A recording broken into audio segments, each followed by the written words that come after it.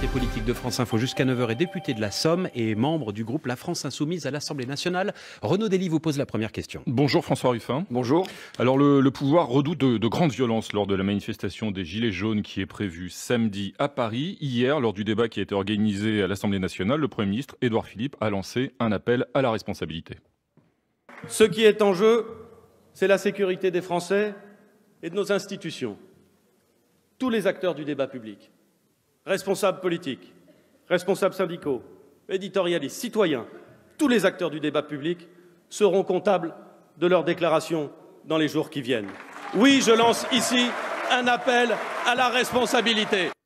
Hier soir, l'Élysée a annoncé redouter la venue dans la capitale de milliers de personnes qui veulent, je cite le communiqué de l'Élysée, casser et tuer. Est-ce que vous appelez ce matin, François Ruffin, les Gilets jaunes à ne pas aller manifester après-demain à Paris? Non, absolument pas. D'abord, je n'ai aucun poids pour appeler les Gilets jaunes à quoi que ce soit, mais je veux dire, quand on dit tous les responsables politiques sont responsables de leurs paroles, le premier à être responsable de sa parole, ça doit être M. Macron, le président de la République lui-même.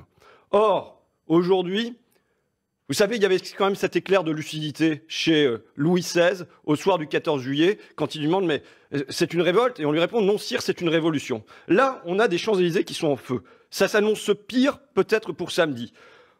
Ça s'annonce pire et vous appelez les Gilets jaunes donc à participer, y compris à ces... Vous dites vous-même, François Ruffin, ça s'annonce pire.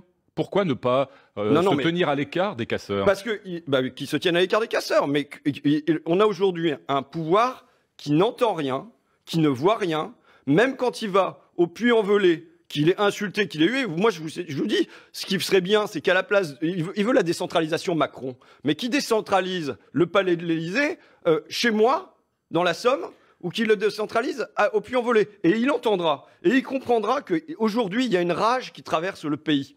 Il y a une rage qui traverse le pays. Or, donc cette violence, elle est justifiée à vos yeux? Il n'y a pas de violence justifiée, mais simplement, il y a une rage aujourd'hui qui traverse le pays. Et il faut que Emmanuel Macron le comprenne. Il faut qu'il le comprenne et donc qu'il change. Regardez, hier soir, c'est mettre de l'huile sur le feu. On a des ministres qui viennent avec un petit peu de bon sens dire bon, l'ISF, on va voir pour rétablir un peu de justice, ce qu'on peut faire sur l'impôt de solidarité sur la fortune. Ça, avec Benjamin Griveaux hier matin. Et Benjamin Griveaux. Recadré au Conseil des ministres ensuite. Et Emmanuel Macron décide, annonce, non, il n'y aura rien là-dessus. Emmanuel Macron, il a aussi annoncé l'annulation pure et simple des hausses sur les taxes des carburants. Il a entendu, ça c'était une revendication des Gilets jaunes. Ça vous satisfait ou pas cette annulation, François Ruffin? Vous voyez très bien qu'il l'entend avec un mois de retard. Il a un mois de retard sur le calendrier, là. Et vous le savez, monsieur Dely. Vous le savez qu'il n'est pas du tout dans le tempo, qu'il est à côté de la plaque, qu'aujourd'hui, dès le premier jour, il y avait autre chose que la hausse du gasoil. Donc, il s'agissait d'éliminer cette taxe sur le gasoil, juste pour dire « je suis à l'écoute de mon peuple ». Mais on n'a aujourd'hui pas un président qui est à l'écoute de son peuple, on a aujourd'hui un président qui est coupé de son peuple. François Ruffin, vous nous dites « j'ai pas de poids sur les Gilets jaunes, c'est pas à moi de dire s'il faut manifester ou pas samedi à Paris ». Quand vous voyez l'un de leurs leaders hier, Éric Drouet, qui dit « mon objectif après-demain, c'est d'aller prendre l'Élysée ». Est-ce que c'est votre objectif aussi de prendre l'Élysée et de faire tomber le président?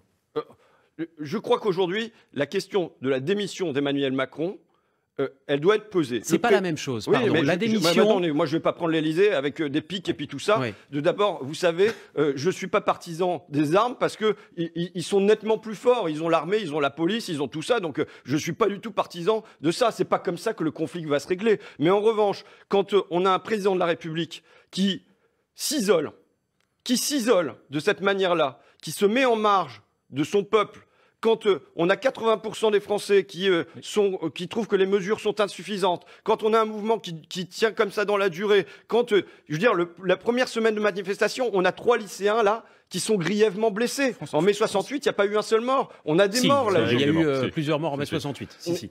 François Ruffin, entre 5 et 7. Je comprends pas, qu'on en a reparlé ce matin. Vous nous dites vous-même, François Ruffin, vous l'avez dit tout à l'heure, ça risque d'être pire, ça va être pire sur les Champs-Élysées samedi. Est-ce que la responsabilité d'un élu, c'est pas de dire dans ces cas-là, le mouvement, il peut continuer, y compris évidemment en région, on le voit, il dure depuis des semaines, et c'est ça qui fait reculer le gouvernement, mais n'allez pas vous mêler aux casseurs et aux violences qui auront lieu samedi sur les Champs-Élysées. Vous savez, malheureusement, je crains qu'ils n'entendent pas les gens qui sont sur les barrages. Moi, la semaine dernière, samedi dernier... Ils vous entendront pas si vous le dites pas. Non, c'est pas ça. Je dis, le président de la République, il n'entend pas quand je suis... si les gens restent autour d'Albert Il ne voit pas cette France périphérique. Il en est coupé. Il n'y va que pas. lorsqu'il y a de la violence, c'est ça que vous voulez dire. En tout cas, je pense que malheureusement, c'est quelque chose qui compte dans le rapport de force. Et je le regrette. Je le regrette que Emmanuel Macron, il y a un mois, il se soit pas dit, bon, je vais prendre... Mon peuple n'est pas content. Ça fait 1 an et demi il y a un désaccord sur la politique fiscale du gouvernement. Il s'est ancré. Eh bien, je vais prendre des mesures de rééquilibrage. Il ne les prend pas. Et donc, forcément, ça envenime. Mais aujourd'hui, si on veut déminer la manifestation de samedi, c'est pas en demandant à un député de l'opposition de venir dire aux Gilets jaunes « Ah ben monsieur, n'allez pas manifester samedi ». Mais il ne faut pas passer à côté de ce qui est beau, de ce qui se lève dans le pays, c'est-à-dire qu'il y a une France qui est invisible depuis 20 ans, que moi je vois dans la souffrance et en silence, et qui là se rend visible même dans la nuit en portant gilet jaune. Et samedi dernier, par exemple, j'étais sur le rond-point d'Albert, je vous dis, je suis au contact d'un gars qui s'appelle Loïc, qui touche 1 300 €, qui est dans la restauration,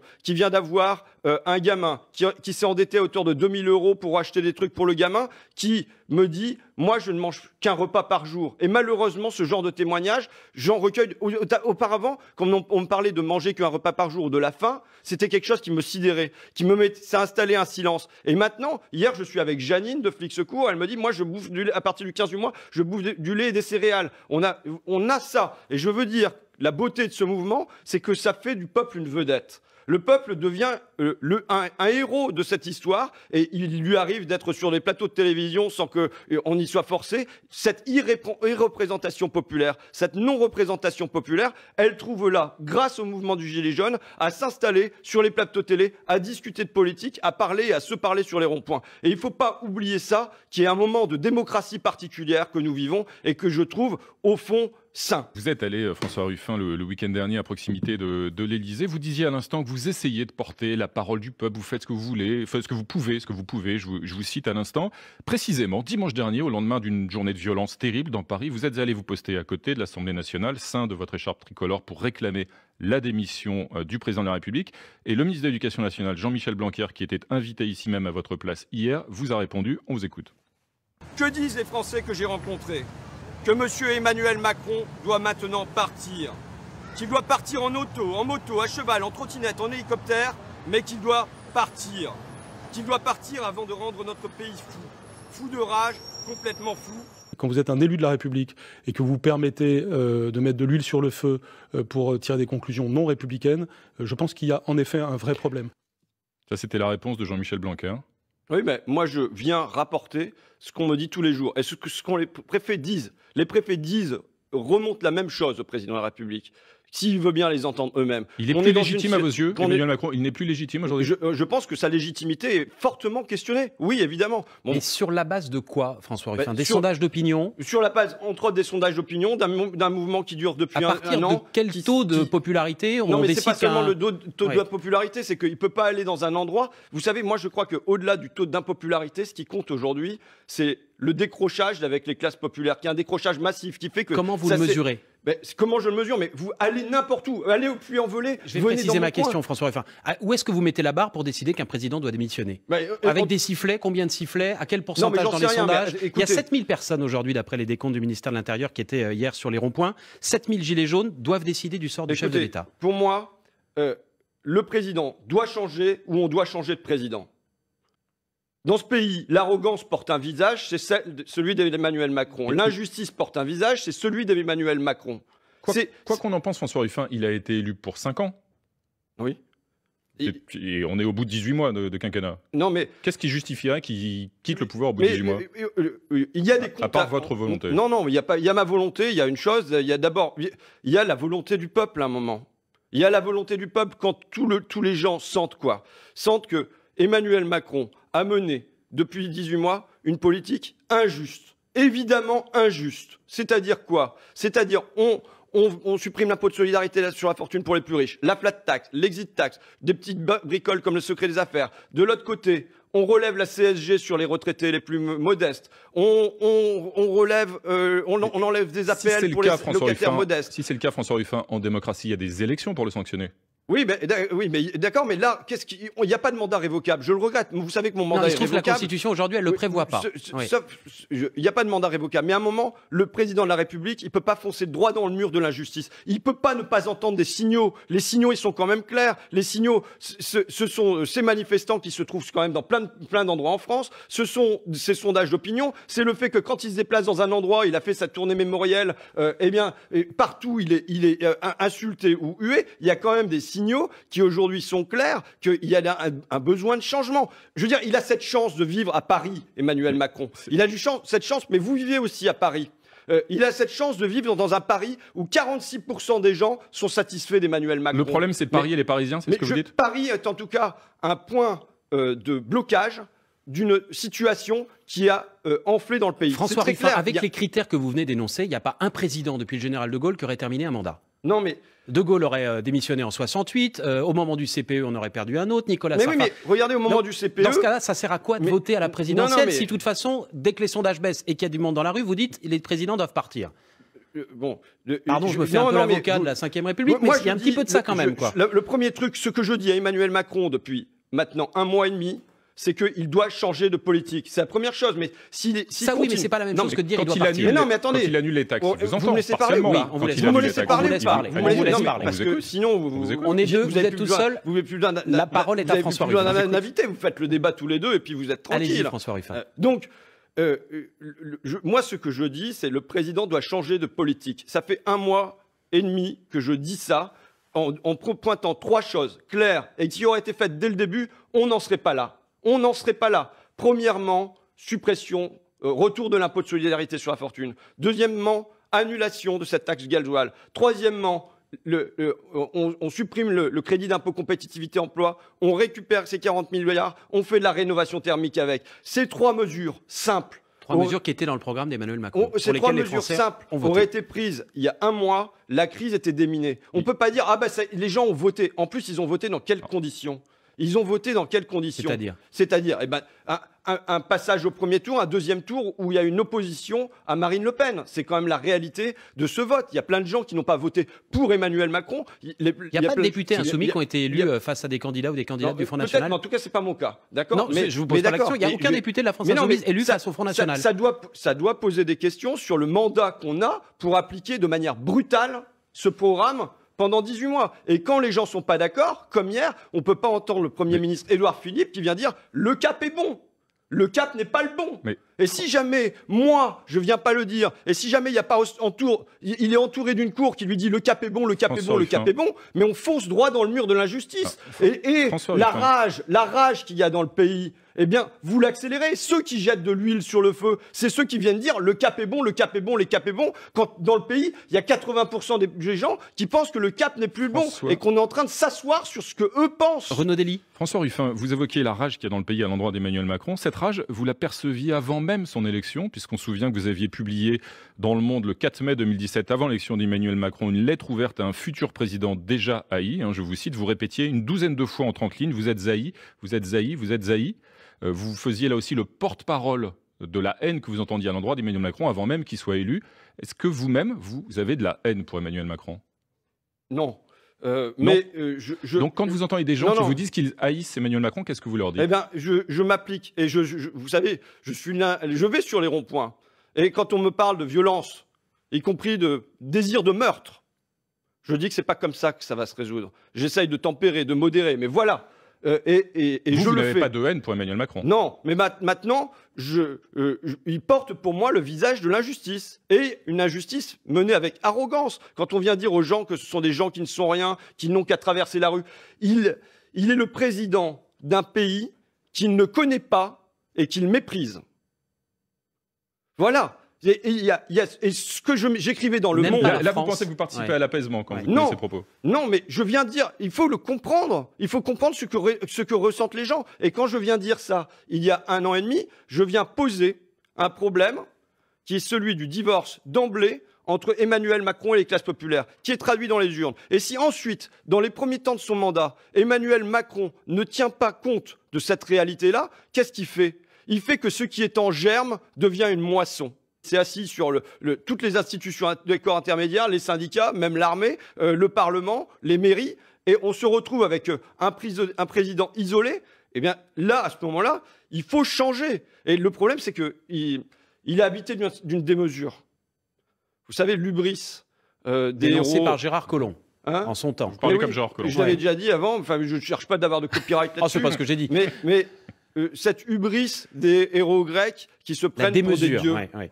Des mesures qui se prennent pour des dieux. Eh bien, il faut faire redescendre Jupiter sur Terre. Vous êtes membre du groupe La France Insoumise à l'Assemblée nationale. La France Insoumise a été victime ces dernières semaines d'une vague de départ. Il y a eu plusieurs responsables, des orateurs, des candidats qui se sont retirés. On ne va pas tous les énumérer, il y en a une demi-douzaine. Et plusieurs d'entre eux ont évoqué, dénoncé, critiqué l'extrême concentration, je cite l'un d'entre eux, Đorđe Kuzmanović, qui était le conseiller diplomatique de Jean-Luc Mélenchon, l'extrême concentration du pouvoir à la France Insoumise dans la main d'un petit groupe. Est-ce qu'on peut débattre et dialoguer au sein de la France Insoumise? Bon, vous savez, excusez-moi, moi ça me paraît décalé comme question. Franchement, compte tenu de la situation du pays, voilà, franchement, je vous le dis, je veux bien qu'on fasse... La colère que vous évoquiez à l'instant, François Ruffin, elle cherche un débouché politique. Est-ce que la France Insoumise est un parti démocratique qui peut servir de débouché politique à cette colère? Moi, en tout cas, je peux vous dire que, à ma mesure et à l'intérieur du groupe, je fais mon possible pour qu'on soit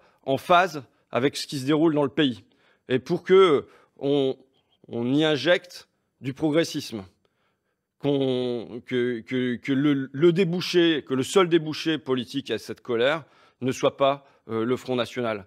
Moi, c'est un combat pour moi. Donc que ce soit les élections et en l'occurrence un vote en faveur de la France Insoumise. Éventuellement, oui, peut-être. On a vu lors d'une récente élection partielle à Évry il y a quelques semaines que ça n'avait pas marché. Pourquoi? Le problème, c'est, moi, je disais pendant mon élection chez moi, c'était que mon adversaire, c'est la finance, mais c'est surtout l'indifférence. Et c'est comment on fait pour faire retourner les électeurs et les électeurs les plus populaires aux urnes. Vous-même, vous avez été élu, je crois, avec 55% d'abstention. 50%, ouais. Mais je le regrette, voilà. Mais c'est comment on fait pour motiver ce qu'on appelle l'abstention différentielle, qui fait que plus on est pauvre ou plus on est dans des catégories défavorisées, moins on s'intéresse au vote et a priori encore moins à des élections partielles qui ne sont pas tellement médiatisées et ainsi de suite. Donc là, il y a un gros problème de ce côté-là. Il y a un épisode qui a quand même marqué l'opinion ces 2 derniers mois et l'image de la France Insoumise, c'est celui des perquisitions judiciaires dont la France Insoumise et Jean-Luc Mélenchon ont été victimes. Vous avez soutenu le mouvement et vous avez critiqué ces perquisitions judiciaires, mais vous n'avez pas commenté le comportement, l'attitude de Jean-Luc Mélenchon, la violence dont il a fait preuve à ce moment-là. Est-ce que vous pensez que c'était légitime et que c'était habile politiquement, ou est-ce que les Français ont découvert une facette peut-être pas forcément rassurante du personnage? Moi, je tiens à m'exprimer avec beaucoup d'humilité parce que je ne sais pas comment je réagirais si jamais j'étais perquisitionné chez moi, si jamais il y avait 15 perquisitions en même temps chez tous mes proches. Je ne sais pas comment je réagirais. Je l'ai dit, si jamais c'était intervenu chez les Républicains, je serais monté au créneau avec plus de force que je l'ai fait parce qu'on n'est jamais le bon avocat de soi-même. C'est le principe des avocats. Mais quand il y a 15 perquisitions en même temps, qu'il y a les ordinateurs qui sont aspirés, les téléphones portables qui sont aspirés, chez l'une des principales forces d'opposition, ça ne me paraît pas rassurant pour la démocratie. Est-ce que c'est rassurant Est-ce que c'est rassurant quelqu'un qui aspire à être chef de l'État et qui aurait pu l'être il y a 18 mois d'ailleurs réagisse de telle façon? Quand on est présidentiable, est-ce qu'on peut réagir comme ça? Vous savez, tout le monde a ses moments d'énervement et je le dis, il a une pression, quand il y a une telle pression qui est mise. Moi, je voudrais surtout que ces perquisitions, là, par exemple, on est dans un moment où l'Europe vient de décider qu'il n'y aurait pas de taxe sur les GAFA, sur Google, Apple, Facebook et Amazon. J'aimerais bien... Parce que l'Allemagne n'en voulait pas. Oui, j'aimerais bien qu'aujourd'hui, on ait des perquisitions chez Google, Apple, Facebook, Amazon, chez tous ceux qui ont des comptes aux îles Caïmans, à Jersey, et ainsi de suite. Je pense que les blindés qu'on va trouver aux Champs-Élysées, moi, j'aimerais bien que la pression soit mise sur un certain nombre de personnes et de firmes qui, aujourd'hui, échappent à l'impôt. Je pense que c'est vers là que j'aimerais qu'il y ait des forces qui soient mises. Pour réagir à ce que vous venez de dire, il n'y a pas de perquisition en cours chez Google ni Amazon, mais Bruno Le Maire, le ministre de l'économie, annonce ce matin que s'il s'il n'y a pas d'accord européen sur cette fameuse taxe sur les GAFA, la France en mettra une en place dès l'année prochaine. Eh ben ça sera une excellente nouvelle. Maintenant, il avait promis que ça se ferait au niveau européen sous 2 ans. On ne peut pas décider de ce que font notamment les Allemands qui ne veulent pas se fâcher. C'est lui qui s'y était engagé devant le Parlement. Voilà, c'est tout. Donc maintenant, un tien vaut mieux que 2, tu l'auras. Donc je verrai quand ça se fera et comment ça se fait. Mais en tout cas, il est évident que c'est au cœur de la crise des Gilets jaunes, vous savez, cette histoire-là. Le sentiment d'injustice. Oui, il y a une expérience de psychologie sociale qui montre que quand on met des personnes autour d'une table et qu'on leur demande de mettre au pot commun, ils tendent à mettre à peu près la moitié de ce qu'ils ont au pot commun. Et donc, ça marche bien. Et puis à un moment, il y a quelques-uns qui se mettent à tricher. Et la tricherie de quelques-uns produit du découragement et du dégoût chez l'ensemble. Vous voulez dire que la fraude fiscale en haut, chez les puissants, chez les grands groupes, elle ruisselle, pour reprendre une expression, y compris dans les classes populaires. Elle dégoûte les gens de l'impôt.